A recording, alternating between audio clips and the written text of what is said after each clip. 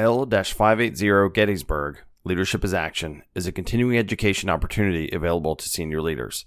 We gather senior incident management team members from around the country and spend 2 full days studying the decisions and communications of leaders at this 1863 incident. This is the paragraph that confirmed my registration for what was to be one of the most influential experiences of my life as a leader, as a member of an incident management team, responder, and now, to this day, as a project manager and program manager. It was the Gettysburg staff ride that my teammates and I completed in November of 2014, and it was facilitated by Omna International. You may have heard of Omna International if you're a Jocko podcast fan. In December 2022, Jocko talked with JD Baker, who facilitated my staff ride in 2014. I'm very fortunate to have JD on this episode of the Kev Talks podcast. In this episode, JD walks us through the events that led up to the Battle of Gettysburg, and we talk about modern-day leadership guidance that we can take from leadership decisions in the Civil War era. Thank you for choosing the Kev Talks podcast. Let's get logged on and get locked in as we share people's compelling stories, talk about industry-leading best practices, in the hope that we can all make progress together. But for now, let's fly back into this episode in 3, 2, 1. Hey everybody, thanks for coming back to the Kev Talks podcast. Today I'm lucky to be joined by someone that helped teach me some of the ingrained leadership lessons I learned on a staff ride at Gettysburg National Battlefield in about 2014 when I was part of the Central Virginia All Hazards Incident Management team. Judd Baker. Judd, thanks for being here on the Kev Talks podcast. It's great to connect. Yeah, it's great to, thanks for having me on, Kevin. I'm super excited about it. Absolutely. Yeah. I mentioned the staff ride that you do, and we'll get into Omna and, all the services they provide. But for me, when I was in the public safety, public health sector, part of that team and part of the incident management team, and was afforded that opportunity, as you know, many times that, being at the Gettysburg National Battlefield is an experience, and it's not just a vacation, a visit, a leadership event. You get there and you're kind of awestruck. I know I was. One thing I did after that was kind of write it up, share it with folks, and we'll, maybe touch on some of the key things from there. But I think really what I'd like to build off is from Gettysburg, after we learn a little bit more about you, how you got into do it, what you do now, is, what other key leadership lessons we can provide to folks, particularly that kind of path on the East Coast that you and I have lived a lot of, right? And being in Virginia and, being on the East Coast here, and just all the relevance again that I see that I've used now being in healthcare IT. The leadership lessons stick with you. They work whether you're riding something that goes woo woo woo or you're just in a meeting with a PowerPoint, right? The leadership lessons are great. So again, please share a little bit about yourself and what took you to start up Omna International, and we'll touch on all that kind of stuff that you still do now with your crew. I served in the Marines for just over 21 years. I retired out of Quantico, Virginia, just up the road from me. I'm just east of you, probably by about 3.5 hours over in Spotsylvania, Virginia, which is right next to the town of Fredericksburg. And, when I retired out, when we look at the experiential, like you said, the term experiential, when you look at it as experiential history or experiential leadership of being able to experience something, when you look at education, on the education aspects of it, this is kind of how we teach and educate folks in the Marines in particular on staff rides of studying a historical event. Not necessarily, it's great to know the history, but it's taking a look at the individuals of the leaders that are there, but then actually standing in the exact spot where that leader stood. And then you've got like this vision of what was taking place at that time, and then trying to kind of have discussions of what would make an individual make that decision in real time, and then what we can take back from that and learn on our own and instill it with ourselves into integration. And then, like, as you said, when you came back from Gettysburg, you wrote the paper and then you're passing that information on to other folks. And that's what integration is. Hopefully it outlives you. Kind of like this podcast, it will outlive us. It'll be captured for eternity. So that's where myself, General Al Gray had told me, he said, before you decide to do something, decide who you're going to do it with. So of course, I leaned back on the folks that I had served with in the Marines. And as you can tell from you being up there at Gettysburg with us, all the guys and gals, I mean, they love what they do. So actually teaching and educating is a lot of fun. So then it makes it like it's not work, but it's never ending. Yeah. You're always studying, you're always learning. It's not like you just study Gettysburg, you go there one time, you're one and done. Right. I've been to Gettysburg hundreds of times, and Oh, wow. every time I'm there, I learn something new. So yeah, we started on the international in 2010, and we're going for 13 years now. Uh, Wow. That's Flying by. amazing. Yeah, no doubt. Talk about changing. We touched on this a bit earlier. So I think I reached out a little over a year, however long ago it was. But in the past couple of years, things have changed. We're now able to connect, which is great. And we talked about things that will last forever. And I grew up in Richmond, Virginia. I grew up driving down Monument Avenue, and won't get into the whole debate. But one thing that seemed like it wouldn't change is all those monuments that were in the middle of the road, right down there, that are on probably a lot of tourist things, maybe less of the new ones now. But we touched on kind of a repurposing of those that still benefit leaders to this day, in particular, Jackson's monument. Can you touch on kind of how, the decisions were made to move monuments, but then how the monuments are repurposed to still be a positive asset to leaders, now and going forward? Yeah, as we talk about, they moved the removal of the Jackson Monument off of the Virginia Military Institute in Lexington, Virginia. And Right. the first time I went to Lexington, Virginia, I was 8 years old. The first time I visited VMI, they've got Lee's tomb is there. Jackson's actually buried up there in the cemetery in Lexington, Virginia. And a couple of years ago, when they called for the removal of monuments, Mm-hmm. they're not calling for the removal of monuments that are on the national military parks, as we talk about with Gettysburg, Right. Virginia Military Institute, and where you grew up down in Richmond on Monument Avenue. Obviously, you've got Lee, you've got Stewart. Those monuments were placed. They weren't placed by the military. They weren't Right. placed as a military park. So moving monuments or removing those private funded monuments don't necessarily have a place other than being on a military park. And as Gotcha. we talked about, like when you and I were together at Gettysburg just a few years ago, the military parks, first one was established down in Chattanooga, Tennessee. And, the military, after these battles had taken place, we've looked at the military parks, the establishment, to bring in future military leaders and bring them in and study these battles. Well, with that, you have to place monuments. When the monuments are placed on the battlefields, it's not like if you go to Gettysburg and the first thing, one of the largest monuments there is the Virginia Monument. So that's for Right. the state of Virginia. This just happens to have Robert E. Lee sitting on top of it, but it's not a Robert E. Lee monument. It's a Virginia monument. There's a Mississippi monument. There's a Pennsylvania. There's a Wisconsin. There's a Minnesota. And when they place the monuments there, there's actually, if you pay attention when you're there, there's two little white markers on each sides of the monuments, and it might be 50 yards, it could be 100 yards.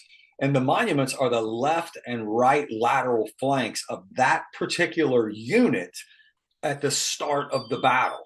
Oh, So the wow. military folks come up there to do a staff ride and to study the battle and the leadership aspects. Now we can see where each one of these thousands of people, I mean, Kevin, there's 150,000 people crammed in a mile square radius in Gettysburg. Sure. And so that gives us a starting point to where when we're doing this experiential style leadership, we can see where they started at the beginning instead of where they ended up. So it gives us a way to kind of walk, because it was a 3-day battle, and you can walk through that. And most of all the military parks are set up that way for leadership aspects. It's for us to go Gotcha. back and to learn from our past to carry the nation forward, if you Yep. might. Yeah, which is great, and yeah, to your point, that kind of touch on Gettysburg. Like I mentioned, the experience and being there, and it's great. So just to call back, so you just did a great series with Jocko Willink on Jocko Podcasts about Gettysburg. So everybody go listen to that. It's outstanding. It was cool for me to listen to it and go, oh yeah, I remember that, and picture it in your head, because unless you've been there, and one, I encourage, go to Omna. What's your URL? OMNA, your website address. Yeah. Check Yeah. them out, Yep.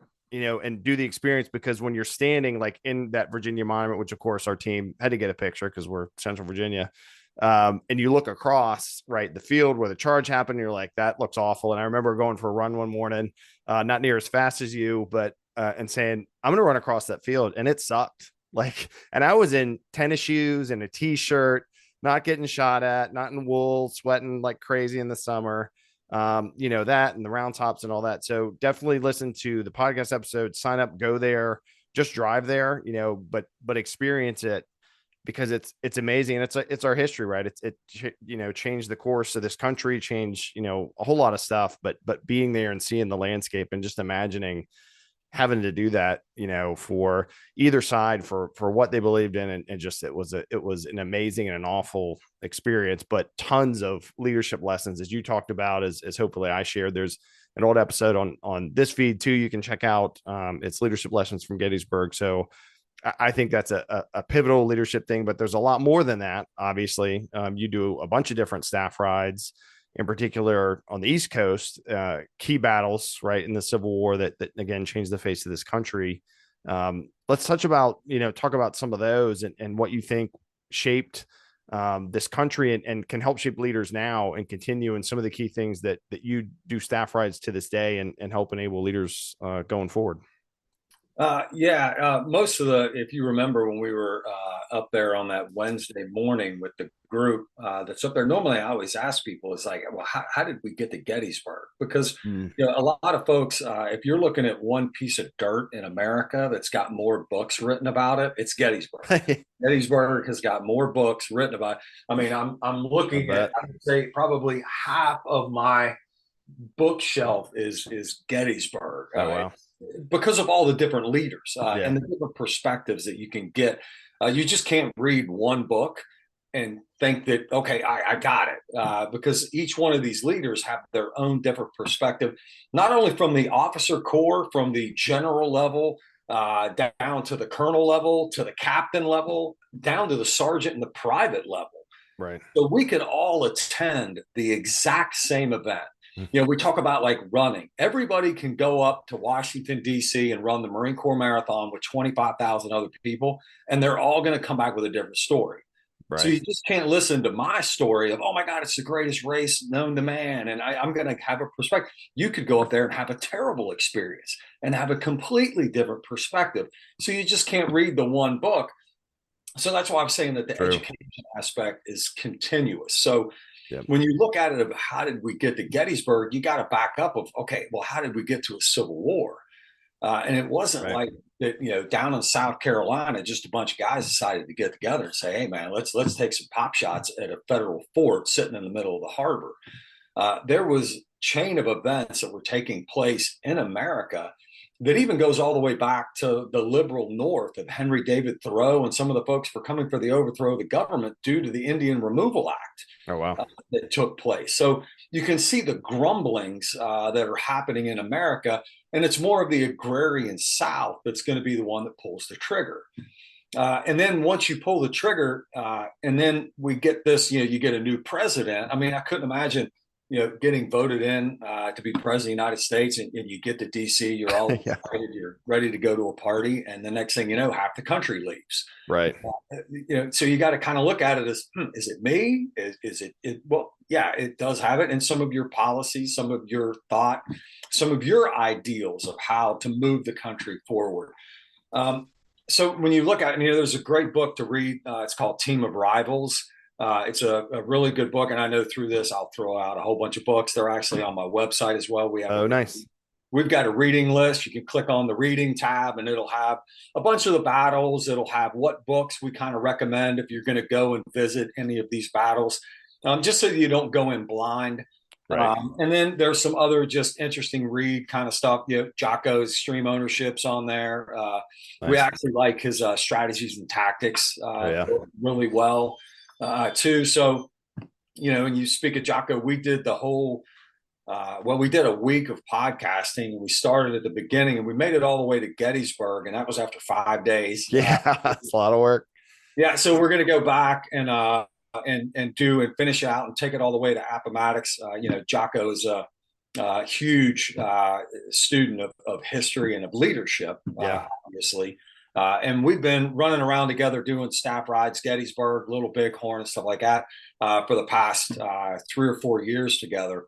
And Nice. we finally found time to get together and kind of talk about this. And it's mainly for the education piece. Yeah. So when you look at it on the Eastern Seaboard, you've got like just north of me up here, you've got everybody looks at the first Battle of Bull Run, second Battle of Bull Run. When you're looking at the naming conventions of some of these, and you look at like the first big actual battle that took place on the East Coast was Antietam. But if you read in a Southern book, they call it Sharpsburg. Mm. So if I'm on a staff ride and somebody refers to it as Sharpsburg, I kind of know where they're from. Right. You just placed yourself. It's like, okay, the Confederacy called it Sharpsburg. The Union, we call it Antietam. It's the same thing with Bull Run or Manassas. It's the same battle. It's just they named them differently in the battles. To the same thing when you look at it, if we're talking about naming conventions, because when you look at the Civil War, sometimes it can become confusing on which army we're talking about, because you've got the Army of the James, you've got the Army of the Potomac, the Army of the Mississippi, the Army of the Cumberland, Tennessee, the Gulf. The Union names them after bodies of water, rivers, the Gulf.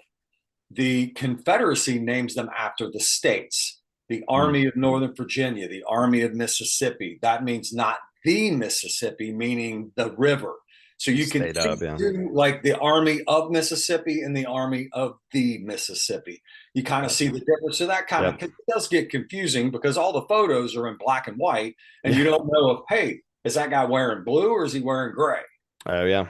So, it does, but they were in color like me and you are right now. A lot of people look at photos like, man, it was just so dreary. They lived in black and white. Yeah. Jocko would have been right at home. Yeah. They were in white all day. Yeah. They were in full color. So, when you look at that, you got to figure out like in leadership aspects of, okay, who's going to lead these armies? Right. And for a lot of people that don't know, when Abraham Lincoln, and he's got Winfield Scott, which is basically like his Joint Chiefs guy, his senior military advisor for the president. Winfield Scott was a Virginian, and he was getting older in his age, and he's also looking at it as, if I'm going to pick one person, if there's anything that happens in the United States to lead the army, it's going to be Robert E. Lee. So Robert E. Lee lives in Arlington, Virginia. And he gets called over, and they want him to lead this army to take care of this insurgency that's kind of taking place in the southern states. And Robert E. Lee leaves and decides to go with the Confederacy. And the same thing happens on the naval side for the naval blockade. The guy that's running the Naval Academy at the time, Buchanan, he leaves and goes with the Confederacy. So you're kind of looking at a leadership aspect of like, wow, nobody wants to work for this guy. Well, then this guy's got to pick somebody to run his armies.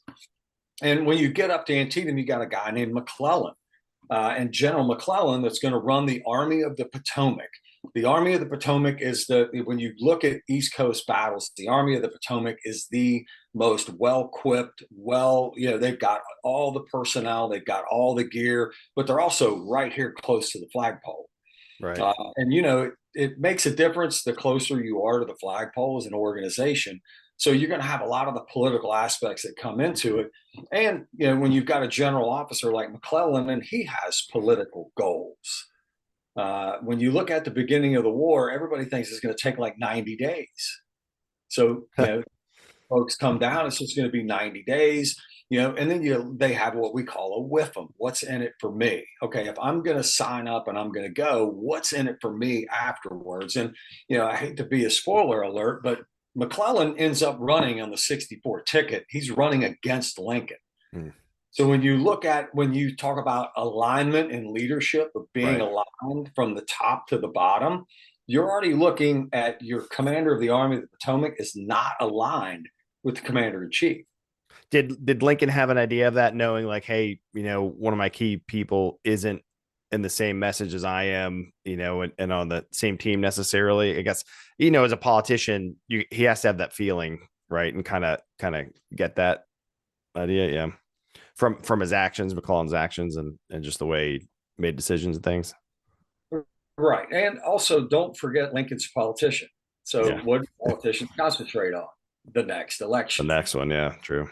So he's getting a lot of pressure as well of who you place in charge, who's going to get these certain key billets, who's going to get general officers, who's going to get these. So a lot of these folks, and the other thing is a lot of people don't understand, that maybe not know, not that they don't understand, is that you got to be a West Point grad.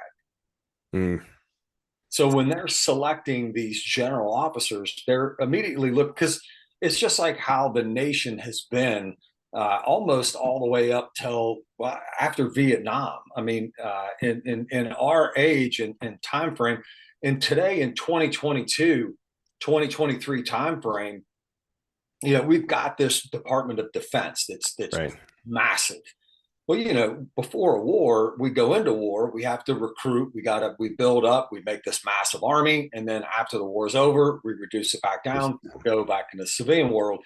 And we just kept doing that. So at the beginning of the Civil War, if you look at it in 1860, there weren't any problems on the East Coast. All the armies, which were very small, were all out west because of the Western expansion and that kind of thing. So it's not this big army that you're thinking about today. So a lot of these guys that are general officers, they're coming into DC for the Union side. They all fought in the Mexican-American War together. Then after the Mexican-American War is over, they all go back, they go to civilian world, they get a job. And then now this next war opens up and now they all come back in. So you got a guy that was like a captain. So, if you look at it on terms, it'd be like being a firefighter and then being out of a job for like 20 years and then coming back and you're the chief. Right. But you've got 20-year void and you were, and not just a fireman, you didn't work your way up as a right. Not with 20 years of firefighting experience, right? Yes. To then get back in there, yeah. Right. So when you look at those aspects, so he's got McClellan, so he's got to kind of take what you get and make what you want, Gotcha. with Lincoln. So he's going to get this, and then he's got McClellan, and McClellan is very slow to move. He's very slow. He's very methodical. And he also, he starts with the Peninsula Campaign that fails, and then he gets pulled back up the Potomac when they were threatening Richmond. That's when Robert E. Lee came into play. So Robert E. Lee wasn't, when you look at the Army of Northern Virginia at the beginning of the Confederacy, when Jefferson Davis, when they moved it from Montgomery, Alabama, the capital, up to Richmond, Robert E. Lee was kind of like his military advisor at the beginning, and because he was old. Or at least, back when I was a kid and 8 years old, I thought, man, looking at Robert E. Lee, like that dude is old. Right. Now I look at him, he's in his 50s. I'm like, that guy's in the prime of his life. Good to go. Yeah. Yeah. Hey, he's in his prime. Heck yeah. So when Robert E. Lee takes the field after Johnson goes down on the peninsula, that's when Robert E. Lee enters taking over the command of the Army of Northern Virginia, and he's going to hold it all the way to Appomattox. As a lot of folks know. On the northern side, they're going to start out at the Battle of Antietam, and you can see that the alignment from the commander-in-chief down to the commander, they're not aligned. His thought and process of the Civil War, talking about McClellan looks at it as just status quo. Let's just let them. Yeah, I mean, so let's status quo, man. You keep doing what you're doing. Let's just put the United States back together, because the strategy of Abraham Lincoln was preserve the Union. That's all he wanted to do. He wanted to preserve the Union. And way of preserving the Union is let's just turn our guns in. Let's just let them keep it, because it's that Western expansion of slavery into the territories, which is going to become a problem. So, and if you look at Europe, they'd already abolished slavery over there years before. Well before we did. So when you look at it on a leadership aspect of if you're the designated leader, you got to look at your subordinates. Are they aligned with your Your strategy? intent and stuff. Yeah. Yeah, are they so that alignment coming in? And then when you look at it on the Confederate side with Robert E. Lee is going to run two corps, and he's going to have Stonewall Jackson. He's going to have James Longstreet as his two commanders. First Corps is going to be Longstreet, and Second Corps is going to be Jackson.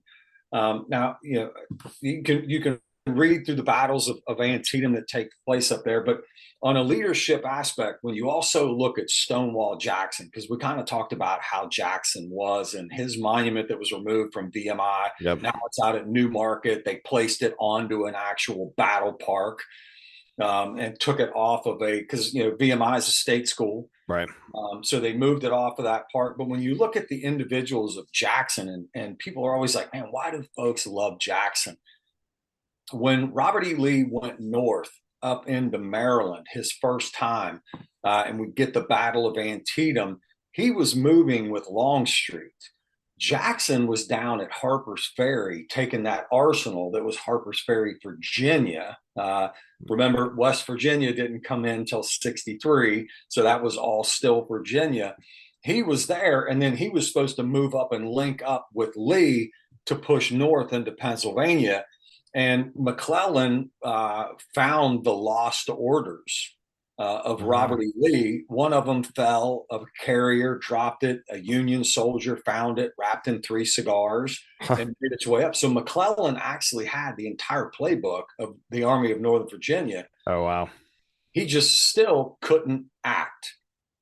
So when you look at it as like leadership is action, like when we go to Gettysburg, leadership is action. Yep. McClellan just can't take action, even when he's got a playbook. It's almost like you're at this, the last night's game. Everybody talking about like Georgia playing TCU. It kind of looked like Georgia had the playbook, right? But they also took action. Is that because of his? Do you think because of his aspirations, or he just didn't care? He was just so like risk avoidant. He's like, well, I think I heard the message, but I'm really not going to take action because either I don't want to, I just want to sit in this position until then I can get in a higher position, or what's the insight on kind of why he couldn't take action or didn't really, right? Decided not to take action, I guess. Well, yeah. And, Kevin, like say if you and I are working together and I'm the boss and you're my corps commander and I get this playbook. Yeah. And I don't share it with any of my other commanders. I don't let them. So the guy, because if there's going to be glory, I want all of the glory. I want everything. So it's very much all about me. It's not just about McClellan. It's all about. It's even painful now to talk about it. Like hearing such a high level leader act like that at that, even now to think, because it's such a central thing. Like if I know something, and you see this, like I see this in projects or if I'm doing programs, like I'm, heading up a team of project managers now. And if I get something, some folks will ask, oh, do I need to ask you first before I can tell them? I'm like, no, like why take longer to share the information to get something done faster? So yeah, hearing that mindset is painful. I would imagine not helpful for the direction of the him or his troops. But I guess in his mind, he thought it would be in his best interest. Yeah, I mean, you've got 75,000 privates out there that are, doing the work. I mean, right. McClellan doesn't get a scratch. He doesn't even leave his headquarters. Oh, wow. He's not on the battle. He's not when people say they share the risk, he's not sharing risk like with the common soldier. Then you flop it over on the other side and we talk about Lee and Jackson. And their relationship with Lee, Jackson, and Longstreet with his corps commanders. Of course, Lee is always having conversations with these folks. And if you look at the two commanders of Longstreet and Lee, you've got one that's defense, you got one that's offense. Longstreet's the defense guy. Jackson is the offense guy. Just like having an offensive coordinator and a defensive coordinator. It's a good balance. You're down there, you're down there in Blacksburg. You got a head coach. Yep. He's got coordinators because the head coach can't do it all. but he has to be able to trust these guys. So you could imagine if the head coach of Virginia Tech found the playbook and didn't share it with his offensive defensive coordinator because he wants to make it look like he's the genius over there on the sidelines. Right. The guy's not going to last very long in college football. Well, this guy's not going to last very long as the commander of the Army of the Potomac. But Gotcha. Jackson, because of the name that he got, one at the Battle of Manassas, it's just north of me, and then the 1862 Valley campaign, which I know later on, you know what I mean, you were thinking about, getting more folks in those, that Shenandoah Valley that's there. The 1862, that put Jackson on the map. What he did in the Valley, and we do a staff ride of the 1862 Valley campaign. We actually hiked from Front Royal, Virginia, all the way to Waynesboro. Oh, wow. We call it 100 miles in 100 hours. And the only requirement is you got to be able to purify your own water. Oh, cool. Because you can go 5 days without eating, but you're not going to make it 5 days. Not water, yeah. Especially there. Yeah, get a feel for how awesome it was to walk through that land. Beautiful part of Virginia. So when you're looking at the aspects, so Jackson comes back, and his name in coming through 62 is just huge with the Army of Northern Virginia. So if you could imagine, you got Robert E. Lee and you got Longstreet, and they're sitting up at right outside what's called the Dunkard Church that still stands up in Sharpsburg, Maryland, at the Battle Park up there. And they're standing there and they're waiting on Jackson to come, and they've got this Army of the Potomac that's coming at him, and he's only got one of his corps, so he basically has half of his army. Jackson shows up, and it's just Jackson. He's riding up over the coming on these farm fields, and it's just Jackson, and he's riding on his horse. And some of the privates in Longstreet's corps see Jackson, and one of them turns and he's like, "Hey, it's Jackson. We're all good." Just because Jackson's there, right? So when I look at it on an organization and leadership, when you show up at work, is it like, oh man, it's JD's here, right? Or is it like, man, hey, JD's, yes, yeah, and he doesn't even have any troops with him yet, right? Wow, it's just his presence alone lifts the spirits of the organization. So when you look at it on a leadership aspect, you got to kind of think, and we've all seen it because you're always under observation. Sure. Somebody's looking out the window and you're like, oh man, that's Kevin, man. I see him getting out of his truck. And people start to scurry. Like, they don't even want to interact. They're going to act like they're doing something different, to where a lot of times if you just walk in and everybody's just still the same, nobody's scurrying, that says a lot about the leader when you're looking at it of a leadership aspect. Makes sense, yeah. But, how do folks receive you when you come in? It says a lot about the organization. I mean, you could, because if I come up to you and you're like, yeah, hey, JD, how's everything going? Well, of course you're the boss. I'm going to tell you everything's great, man. And yeah, you're doing a great job. And in the back of my mind, I'm like, man, I got caught by going to the bathroom, and Kevin nailed me at the bathroom, and now I'm stuck with him. So when you look at Antietam and you look at the aspects of the two different kind of commanders that are out there running around, you want to be the Jackson, to where when you show up, people are excited that you're there because you're going to go to work. It's not that he's buddies with anybody. He's not buddies with any of them. Jackson doesn't socialize. He doesn't drink. He's very religious. He's not going to be the party guy that's throwing the keggers at his house at Virginia Tech prior to the football game. He's not even going to go to the football game. So Jackson's not one of the, it's just how he shows up to work. It's about work. I was going to say, it sounds like the key is, so even if you're not the one that's, in the group, so to speak, but when you show up, folks know, oh, stuff's getting done. Like that has value, but it's also a balance, right? So, how do you balance being such a great performer and leader and kind of aggressive? It made me think of folks that are real like idea folks, and hey, let's do this and let's push forward and we can get this done. But then maybe there's some part they could add a little bit more to, where maybe socializing would help a little bit, so it's awesome to have that inspiration. It sounds like, but it sounds like maybe the balance of time spent with his folks, could there have been some value in that if he would have done that a little bit more? Yeah. Cause Jackson did not trust anybody. He was very close hold with his information. I always tell people, if you're operating for Jackson, you're going to get up early in the morning, you're going to get on the road, you're going to face to the right, you're going to hike about 20 to 25 miles, and there's probably going to be a gunfight at the end of it. And that's all you know. Gotcha. Which that's not the kind of organization that I want to be a part. But notice that if you're winning, nobody's going to question. Right. Everybody likes it. Everybody likes the winner. Yeah, you're going to put up with Barry Bonds just to get a ring. You're going to put up with somebody that isn't necessarily a team player, but if they're winning, you're going to stay on that team just because of that aspect. And then when they start losing, then you're like, oh, we never should have been with that guy. I should have left years ago.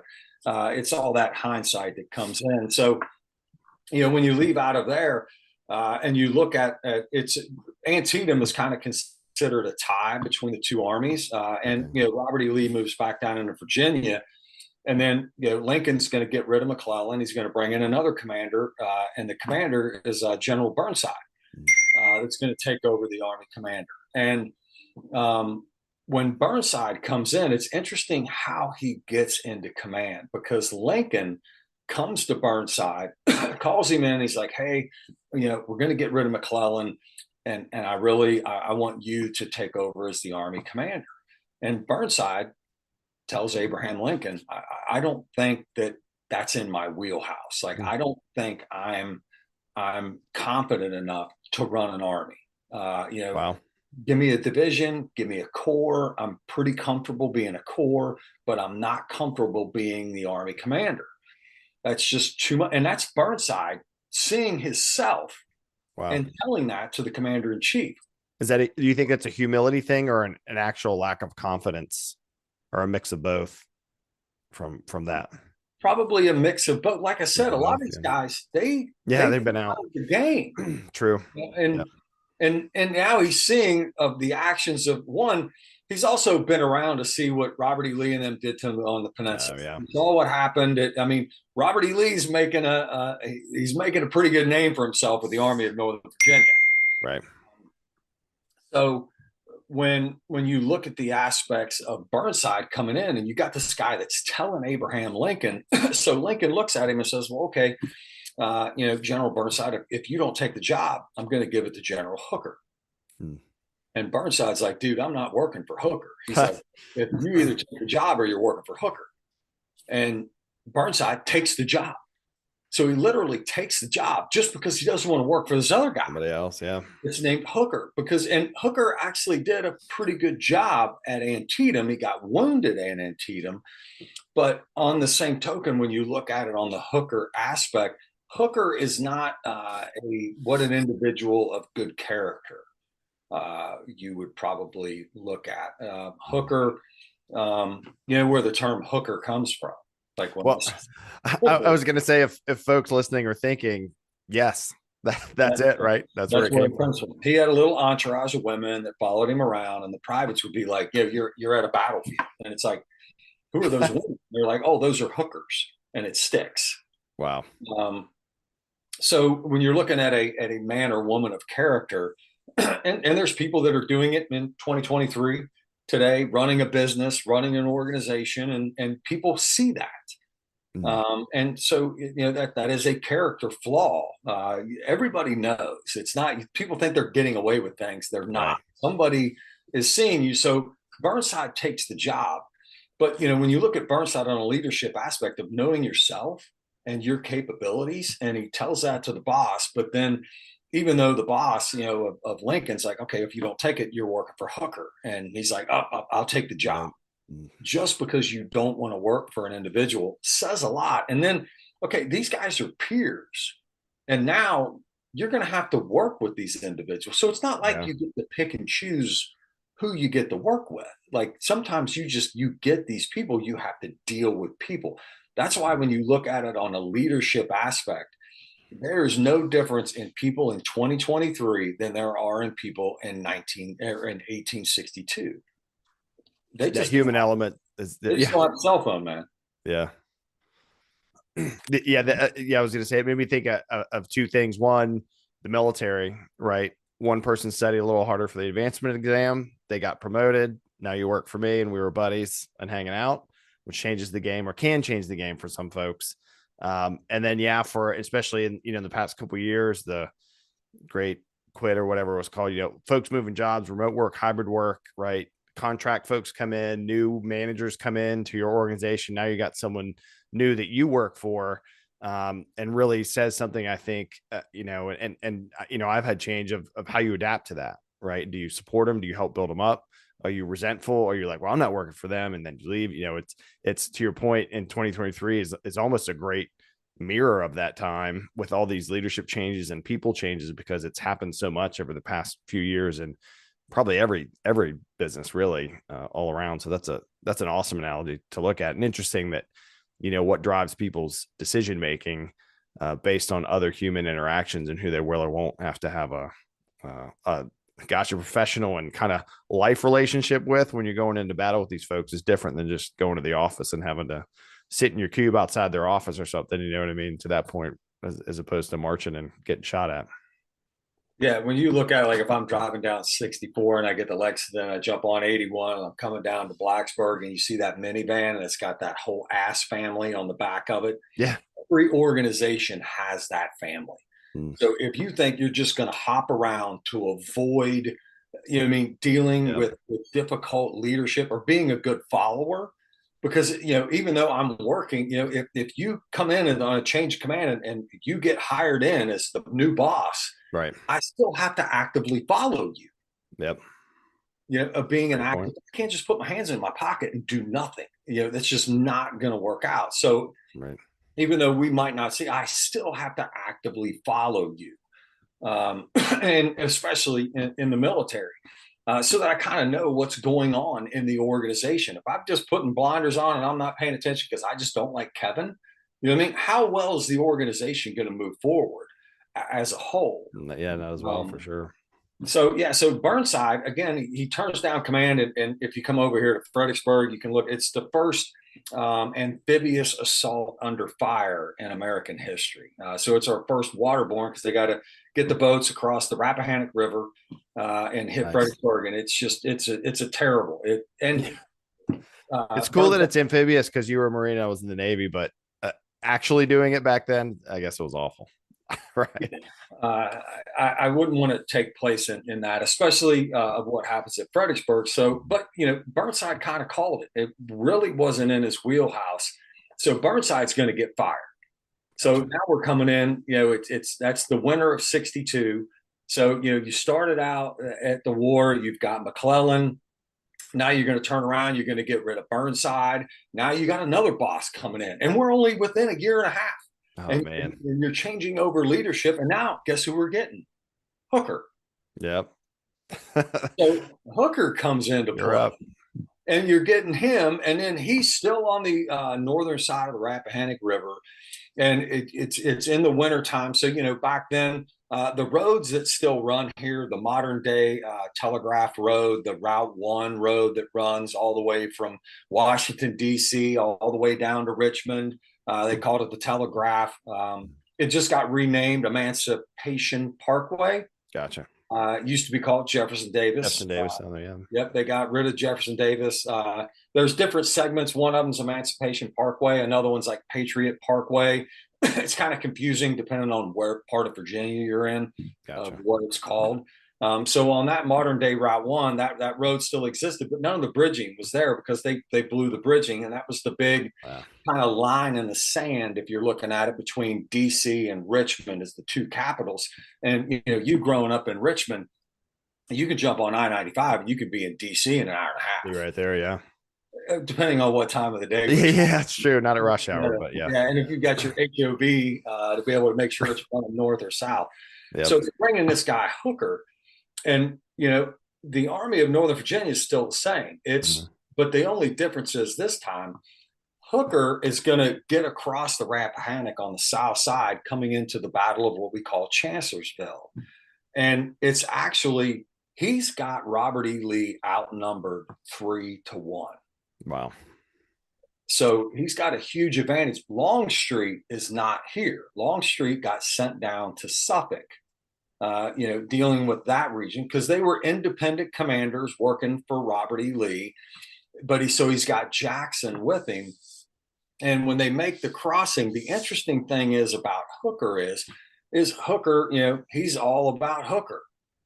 So you're going from a lot of these leaders, not necessarily Burnside, but McClellan, and then you got Hooker, and Hooker, man, he wants, he's looking at what's in this for me afterwards. Like, he's really an individual. George Gordon Meade, who fought at Fredericksburg, George Gordon Meade's the one that broke Jackson's lines at Fredericksburg.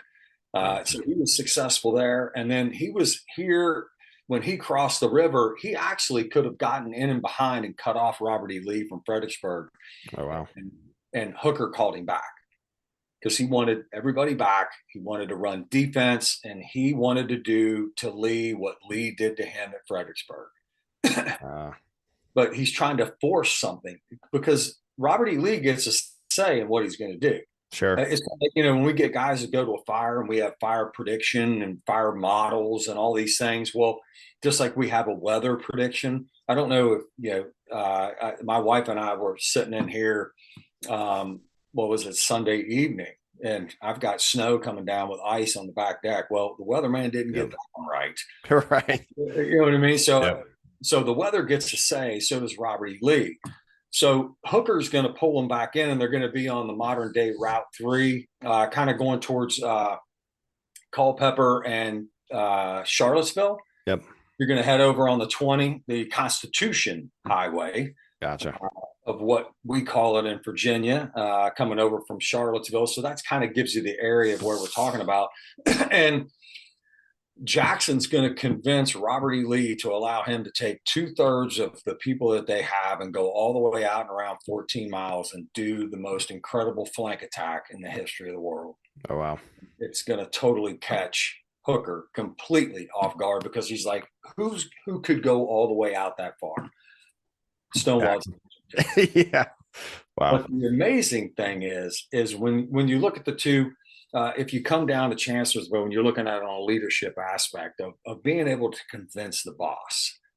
So, Kevin, if I'm working for you and I've got to convince you, that spot on the battlefield is called the Cracker Box. And it is 3/4 of a mile from where I stand. Oh, wow. Yeah, right out. I run the That's Cracker cool. Box all the time. That's where Robert E. Lee and Stonewall Jackson at night are sitting on 2 cracker boxes with a little fire. Oh, wow. And it's not recorded. So nobody knows actually what Jackson was saying, but he was able to convince Robert E. Lee to take 2/3 of his fighting force. And Robert E. Lee is only sitting less than a mile from the Union lines. And they're going to go out 14 miles and around. I mean, if the Union would have just stepped up and gone forward, crushed them. Game over. Wow. I mean, it must speak to the value of having a good, I've talked about this, there's times that and levels, right, to the type of briefing and discussion you should have, right, with the troops, with the folks doing the work. We're getting details. We're doing task by task. We're going to really get in there with kind of their managers. Hey, I'm going to need some resources this much, probably this long. I would like to think, but not knowing, it's probably a really good bottom line up front. I believe I can do this. And he's a superstar and the troops believe in him. So that helps, right? He's got momentum. But to me, that speaks to the power of, like, if I need to brief the C-suite, I need to be succinct. I need to have good data to back it up. They obviously need to believe in me, not just from the data and stuff I'm talking about, and then be passionate about it. I would imagine Stonewall Jackson was pretty passionate about wanting and knowing in his mind that he could do this as he pitched it on the Cracker Barrels. That's pretty cool. Yeah. Cracker Box, rather. Yeah. And Cracker Barrel. We've got a lot of those. Yeah, no, Virginia. Yeah. So, when you look at those aspects and the trust that Lee's got to have in Jackson, right, to be able to pull that off. So, I mean, it knocks the Army of the Potomac. The Army of the Potomac gets knocked back over across the Rappahannock River to the north again. And that's where you're like, well, here we go again. So what happens? Hooker gets relieved, but he doesn't get relieved. The Army of Northern Virginia with Robert E. Lee's like, he gets Longstreet back. he loses Jackson at Chancellorsville. Jackson gets Mm. killed. He does a night reconnaissance because he can't, most commanders, they send reconnaissance out like me. If I'm working for you, Kevin, you would send me out and say, hey, JD, go out and see if you can find the lines, see if there's anything. And then I would come back and I would report to you. Well, Jackson liked to do everything because Jackson Well, didn't trust me. right. So it's just like, you're not going to trust me, so you're going to go out. And then you go out, you're coming back in, and his own people shooting. So it was a North Carolina regiment, and it's no fault to the North Carolinians. They didn't know that the commander was out front of friendly lines. No night And vision goggles in that day and age, huh? yeah, so he Right. comes back in, they shoot him, they clip Uh, his arm gets amputated, and he's on the ambulance route, and he ends up dying of pneumonia. And Robert E. Lee makes a statement when he finds out that Jackson's dead that it felt like he lost his right arm, mm, which is wow. that's a pretty profound statement. So Jackson Wow. is gone, and he had Hill and Ewell, who were two of the corps commanders that we talked about when we were at Gettysburg. Yeah. Uh, so that also tells you something of why didn't Lee just pick one or the other? Why did he split the Mm. corps and make them Between each be them. two corps commanders? And I kind of look at it as Jackson wasn't preparing his subordinates for that next level. Great point. Yeah. So, when we always talk about like you should know two levels up and two levels down in the Right. organization, and the number one job of as a leader is to make more leaders. He Well, wasn't doing that. no. Yeah. Uh, and and Hill and Euler, they're good general officers, but they haven't been a corps commander. I mean, there's a difference. It's just like if you're if you're a captain and then you become a chief and you move up and you're a borough or and Big you just jumps. Yeah. yeah. I mean, every time you're in the job, they're like, "Hey, how's it going?" I don't know. I've only been doing it for 2 days, man. Right. Like, I Right. don't know. I'm still trying to figure it out because you think you know what's going on until Right. you're actually in that seat. And so Robert E. Lee is going to convince Jackson because Vicksburg is under siege on the Mississippi. Mm. And Davis actually wants to send Lee down towards Mississippi and Vicksburg to try to relieve some of that pressure because Ulysses S. Grant's down there. And Robert E. Lee does not want to go to Mississippi. Right. So he's like, hey, boss, if I take them north, that might be able to sway because now we're getting into 63. 64 is another election year. He can go north into Pennsylvania. He can sway the votes. Abraham Lincoln doesn't get the ticket. And hey, with status quo, because McClellan's running on that 64 ticket. Right. There's some other folks that are in there. So he's like, hey, I can do that and relieve some of that pressure so they can't send reinforcements down there to Grant. So, but when he goes north, he's been for the first 2 years of the war, he's been fighting two corps. Now he's going to fight three corps, and he's going to do an away game. A lot tougher. Yeah, I mean it's For easier sure. to play in Blacksburg and Yep. Virginia Tech than it is to. I mean, just between the rivalry between UVA and Virginia Tech. For sure. I'd rather go play on my home field after listening to Enter Sandman and the stadium shaking than travel to Charlottesville. Can I ask a quick question Yeah. for Jackson? And we touched on clearly not developing folks, below him. What about when you talk about Jackson and feedback that you've gotten? Because the term lead from the front, right? And then I've also heard lead from behind, all different aspects, different ideas. Lead from the front, probably I've heard the most out of kind of all the leadership things. How do you frame that, or how do you respond when folks have questions about it, or do you kind of really focus more on the preparing folks just in case? But he was the epitome of leading from the front, but it didn't seem like an altruistic because I'm going to pull all my people with me. It's like because he had lack of trust and didn't develop folks. What are kind of some of the discussions you get into from folks on the staff rides when that comes up? I would imagine that comes up because he's like the epitome of it, right? Leading from the front, literally. And he is, but that's not. It's the trust issue. I couldn't imagine working for somebody like that's my job. Right. In the Marine Corps, I was the eyes and ears for the battalion commander. That's our job as Marine snipers. We go out forward. I report back to the commander. If you're not going to use me and my capabilities, you're going to just try to do it yourself because you don't trust me. That you need to take a look at yourself. Yeah. And then his he So when you're looking at a leader, and everybody's got a leader that's like Jackson, everybody's probably worked for a Jackson, that the guy is just, he's one of those individuals is like, well, why am I going to let my subordinates do it? Well, I might as well, they're going to do it wrong and I'm going to end up doing Right. it. I'll just do it myself. That way I don't have this pause and wait. So he's not growing anybody in the organization, and everybody's replaceable. Right.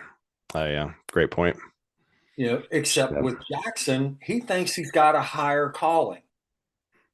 So Gotcha. he's very religious, and he thinks that he's going to put his hands in the Lord, and he's going to be fine. And this is the way he's been operating, and nothing's happened since. And Yeah. now he goes out on a night reconnaissance. I mean, if that'd be like in today's day and age, you would see guys over in Iraq, and you've got like the two-star generals out doing reconnaissance, coming back and making their own plans. I mean, they've Right. got people that can go do that and bring it back. It's that trust of a subordinate. So you can imagine how that could be in any organization. Right.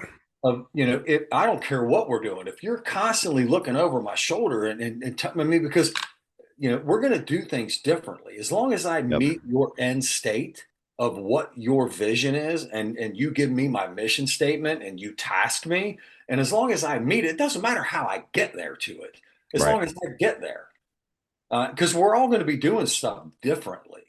And there's nothing wrong with that. I might Right. have something more creative. So when we talk about Jackson, I Point. mean, a lot of people can relate to Jackson, especially as they're coming up in the organization, because everything that you Yeah. do or your people do or fail to do is a reflection on you.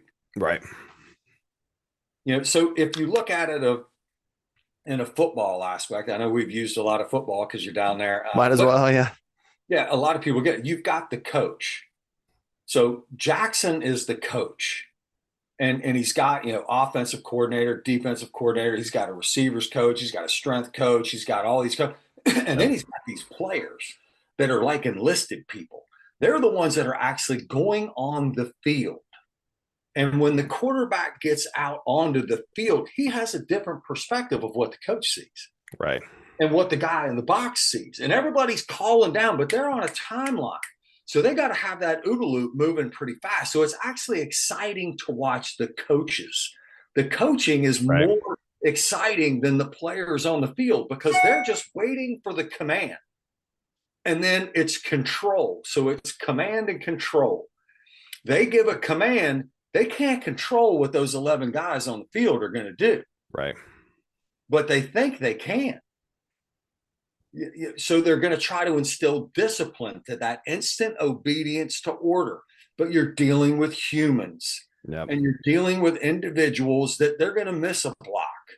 They're going to pull too late. And you just have one little incident out of 11 guys can screw a whole play up. Yep. Yep. And the coach is standing over there throwing clipboards and, what I mean, grabbing guys by the face mask. And he's like, well, okay, coach, why don't you just do a Jackson and go out there and quarterback and go play? Right. Which is funny because it made me think of all the quote professional quarterbacks in the stands yelling stuff like, just do this and just do that. And you're like, these are the best athletes on the planet. Right. And to your point, like, they aren't perfect, but then, and when you're winning, love you. When you mess up once, twice, oh, get out, this. And it's a great point. I mean, it's like, having our chief information officer go there and typing in our project plans and kind of stuff. And we're just all hanging out. And we're like, what, why do that? Or not trusting.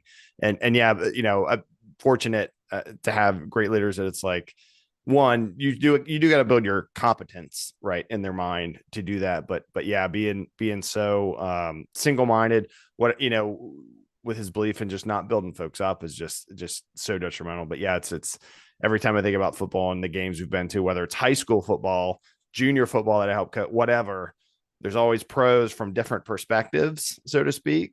But that on the field perspective, like, nothing can equal it ever, and nothing beats it. And that again speaks to the value of like listening to your folks. So if someone that's doing the project says, hey, this is happening in these meetings, or when we go to do this on-site stuff, these installs, that kind of stuff, I don't need to go, well, every time I've done it, it's this, so just do it like that. Right. Because then it could be totally wrong, which, the football analogy, the project analogy, but so Jackson out, and now we got two leaders that are split. And do you think it was a balance of kind of the weight that Jackson could carry on his own, given the way he led, versus what each of these other folks could carry, with half the force, so to speak, that Jackson had assigned to him? Yeah, it's given him options of just the managing of that large of a corps. Okay. So it's almost like when Burnside made that comment of like, yeah, hey, I'm good at being a corps guy. Don't give me the whole army. Right. So these guys are like divisions. You know what I mean? Now I'm going to step up. Now I got a corps. So it's helping us kind of span a control thing, right? Manage it a little better. Yeah, cool. Yeah, which always, Robert E. Lee. That's why when we look at it, when you fight two corps, that's a very flat organization. When you look at the Army of the Potomac, at one point in time, they got like 6 corps there.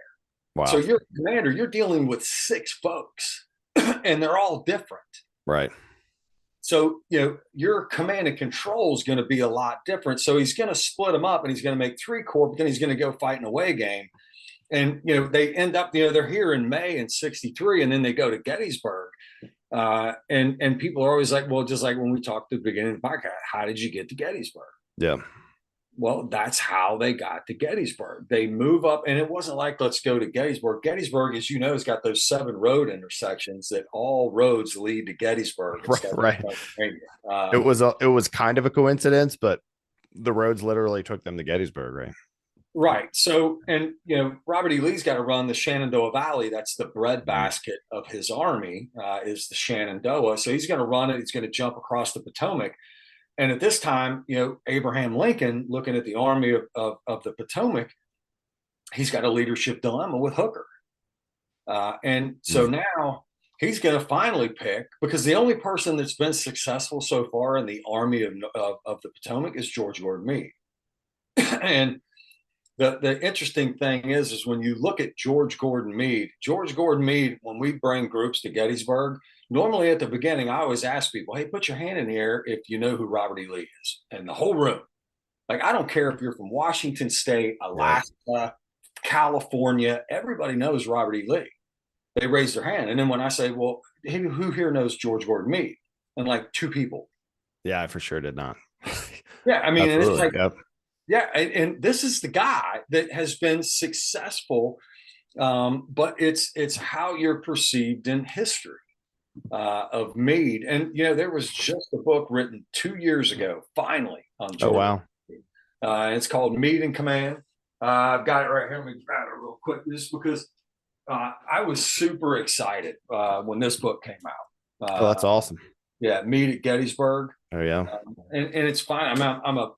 I'm a huge fan of George Gordon Meade, not for what he did at Gettysburg, for just the individual, the leadership aspect, the person of character.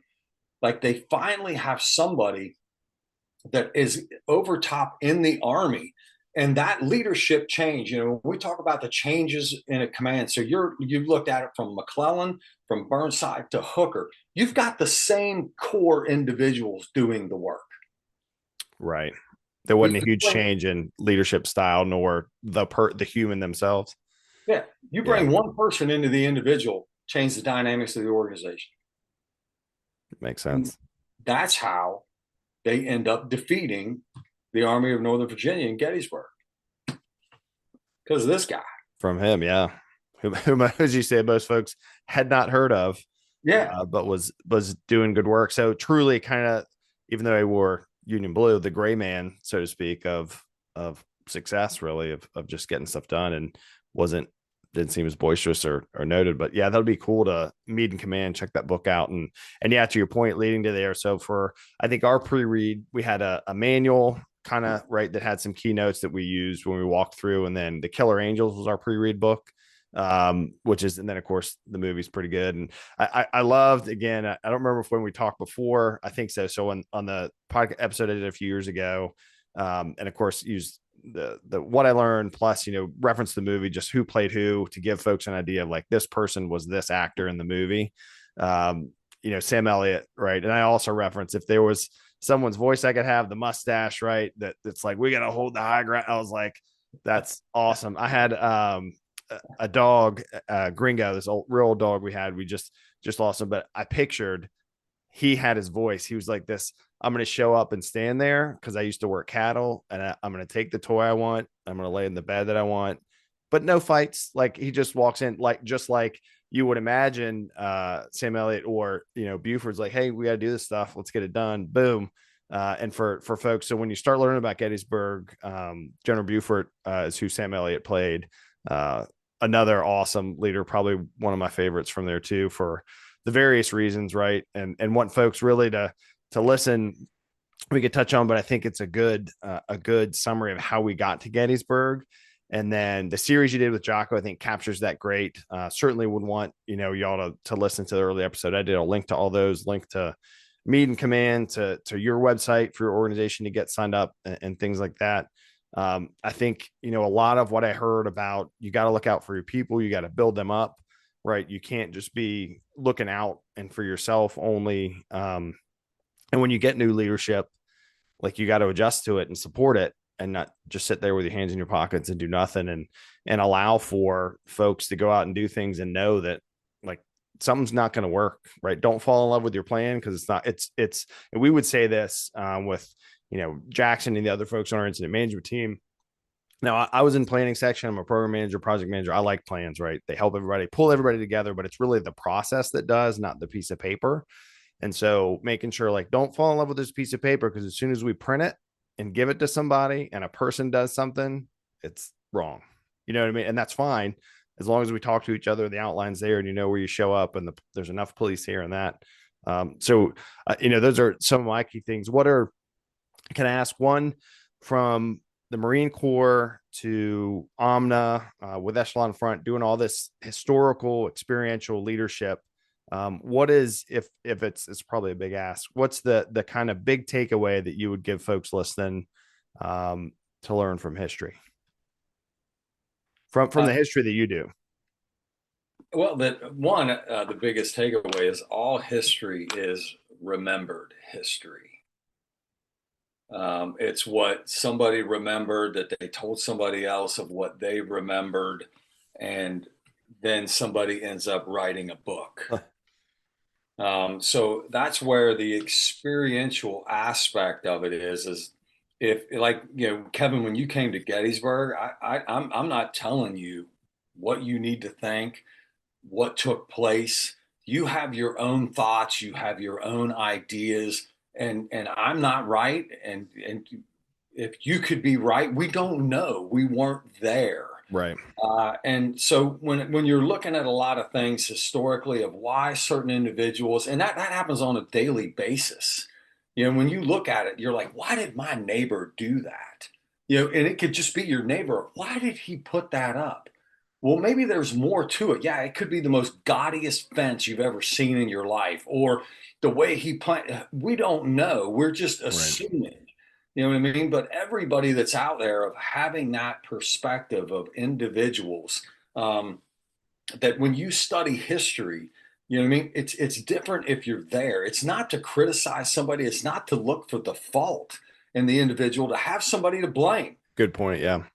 Yeah, when you sit there and look at somebody and they see a play that took place on a football, and they're literally catching a 30-second clip, and they're making a decision of the entire outcome of the game. You know what I mean? It wasn't one individual. It wasn't one certain thing. It's a chain of events that was taking place through time that put that individual there in that decision, and they made a decision. And right, wrong, or indifferent, at that time, I'm a firm believer that there was nobody. We do a lot of the Civil War stuff. We do the Battle of Little Bighorn. We're flying out Right. in a week to do the Mexican-American War. We do the Battle of San Pascal out in San Diego. Wow. Nobody, in my opinion, wakes up in the morning and they're saying, "Man, what can I screw up today?" Right. When they come to work, I mean, there might be a couple that are out there. There's always a 10%. But for the majority, people are going to show up and they're just trying to do the right thing. It's just they're making mistakes. Right. And, you're just next. So it's that, I always look at it as remember history of where it's one book. Right. And that's one person's perspective. And you need to understand and read books on both sides of their perspective that took place instead of the ESPN Monday morning armchair quarterback, and then we're at work talking about what we would have done. Yeah. That's easy unless you're in the moment and you're the man or woman that's in the box. Yep. So that's the one thing that I would leave folks with is to come in with an open mind and don't look for judgment. If there's something that happens, you're not there to judge the individual or to, oh, if this guy, because, we see it a lot. Oh, if Robert E. Lee would have just done that, you know what I mean? Right. Yep. That one thing is not going to change the course of action. And they didn't. Which is why we have the United States of America of 2023 of what we got today. And I'm pretty pleased with the outcome. Absolutely. I think if I look at Jocko and I, we talked about it when you look at people in America and they think that, like right now in America, we're just, could you imagine 1860 in America? When they're actually fighting in the streets everywhere? Yeah, right. Not just the streets, everywhere. Like, yeah, for sure. That's a whole different, You hear a term of, oh, there's going to be a civil war. Man, I hope not. Right. Right. Yeah, and and that's another push for folks to study history because and I certainly heard this on Jocko's, but of course, kind of the glory. And I don't know how much before the Civil War this was, but like before World War I, right? Oh, war is glorious, and then they're like, oh, this is awful again, right? And so they're forgetting the history, and folks that throw that out there probably half, trying to be grandiose or whatever machismo and not understanding any level of violence, let alone actual war, let alone what it was like to go through the Civil War. So the push to learn from history, I think, it should just, folks should be a student of it in all aspects, let alone for leadership, but to know like there's awful consequences. Imagine the battles in your backyard, literally, right? That's a whole different thing than I'll just jock up and get all my stuff and go fight because, it's not going to be, because you see posts on social media from whoever all the time. And you're like, are you really going to do that? And I don't think you really understand what that means. And, the point of learning from history but with perspective, I love that point. And for the folks out there kind of that are in, program management or response or incident management, kind of the fields have been in that kind of stuff. We do lessons learned after action reports, right after action reviews. And to your point, we do need to gather the details. Excuse me, to talk about, what happened, what decisions did you make, but also what were the environmental factors that led you to that, so that if I'm in that situation, to your point, it's not like, well, they screwed this up, I'm going to do that this way, blah, blah, blah. It's like, let's understand where they were so we can, or what happened so we can, if it's real time and we're still helping you build off it now and get better, or yes, avoid, excuse me, avoid some of those risks, but learn it, not for blame, but to just do better overall is a great point. I love that aspect of it. Yeah. Thanks so much, man. I love history, love the Civil War history, have for a while. We'll share all the links, but to, do the kind of traditional, where can folks contact you and go to some of these staff rides? What is the best contact information to get in touch with you? The first thing, the website, they can go to omnainternational.com. And then again, we're on Instagram as well. Omna's on Instagram. We're on Facebook. Cool. There's links to be able to just shoot notes straight to us to reach out. Like I said, it's not just the Civil War. We're actually heading up this summer. We're doing 1776 in New York. Oh, wow. FDNY and the U.S. Forest Service for an all hazards incident staff ride. So we're doing it based off of 1776, but we're looking at Superstorm Sandy. Oh, yeah. That's a great, oh man, so many lessons learned from that one, I bet. Yeah, and the FDNY guys are going to be nice enough to let us do it on the fireboats. Oh, wow. Yeah, it'll be a staff ride by boat, but you can also use the ferry as well up there. And then, we do the Little Bighorn. And then as well, we work with Echelon Front and we do Gettysburg. Matter of fact, we're going there in March. That one's, it's sold out. Wow.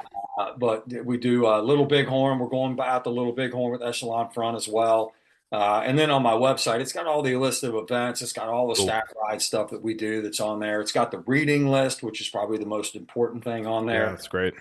is the reading list. And then just reach out to us if anybody wants to come in and jump on or have a staff ride put on. That's great. Yeah, it's always been fun to connect with those FDNY guys and gals. We did through the incident management team, and then I think some of them got on staff teaching. And I did a field reconnaissance thing in San Diego when we were there for a conference in 2017, I think, and that was taught by the FDNY guys. So good, great to see the embrace, and that's how a big growth of all hazard incident management came from, right? 9/11, and hey, there's so much going on, and calling the wildfire folks out, down the road, pulled all the local all hazard folks and regional and state folks like myself.